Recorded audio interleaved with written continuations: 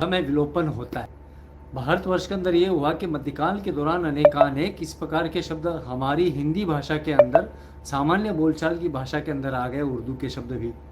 तो हम उज्जैन के परिप्रेक्ष्य में बात कर रहे हैं तो शाही शब्द का इस्तेमाल करना उचित मुझे नहीं लगता, क्योंकि कहीं ना कहीं इसके अंदर गंध आती है, दुर्गंध आती है। उस काल की जब हमारे मंदिरों के ऊपर आक्रमण हुआ था, उस काल की जब हमारे शारदा पीठ का ध्वंस हुआ था, उस काल की जब तक्षशिला को तोड़ा गया था, हमें कहीं ना कहीं पीड़ा उस बात की आती है कि हमारे उज्जैनी के अंदर भी मुगल आक्रांताओं ने आक्रमण किया था। तो शाही शब्द का उपयोग उज्जैन के तारतम्य में बिल्कुल उचित मैं नहीं मानता जी।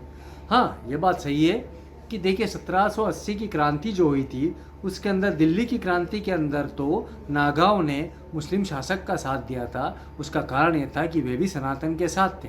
यदि आज के काल के अंदर इस प्रकार की स्थिति आती है तो ये स्पष्ट है कि उस समय पर हम भी मिल करके सनातन की स्थापना के लिए युद्ध लड़ सकते हैं। तो ये कहीं ना कहीं एक अच्छा उदाहरण होगा कि यदि हम उसको शुद्ध रूप से राजसी सवारी कहें, क्योंकि राजाधिराज महाकाल हैं उज्जैनी के, तो उसे हम राजसी सवारी कह सकते हैं।